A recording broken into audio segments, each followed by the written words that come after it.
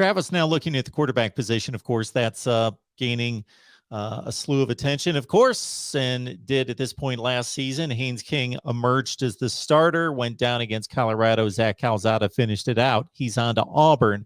So now we've got King.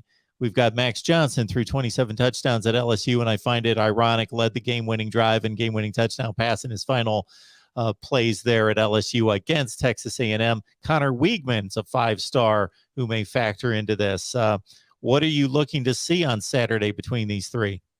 Yeah, I'm just looking to see who is the guy who has the command and the control of the offense the best, because there's going to be some throws, they're going to keep the plays pretty vanilla, there's going to be some mistakes here and there, but who is the guy that seems like the team rallies around? That's something that Jimbo Fisher has frequently talked about when it comes to choosing a quarterback. And so that's always the main thing to look at. You mentioned Max Johnson in that LSU game last year. It's funny, we talked to Damani Richardson earlier this week, safety for the Aggies, and he said that he really likes Max Johnson because he's a competitor, and he likes to jokingly trash talk with Damani on the other side of the ball, and he'll frequently say, "Hey, who won that game last year?" And so that kind of comes back into play, and they'll joke about that a little bit on the field. But I think as far as what to expect moving forward, I think if I were to bet my money, I think the easy bet, the safe bet, is on Haynes King to win the job again. He won it last year.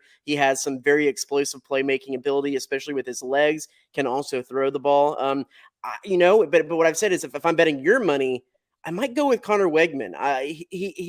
The way Jimbo Fisher has talked about him is just absolutely, he's raved about him since signing day. And even when talking about other quarterbacks that were out there in that class, including the transfer from Ohio State, Quinn Ewers, who went to Texas, Jimbo Fisher said, "No, this is my guy. This is the guy that I believe is going to be the future of the program." And who knows? When you get a coach talking that highly of a guy, that means he certainly has a leg in the door. It'll be interesting to see how he's adjusted to learning the playbook.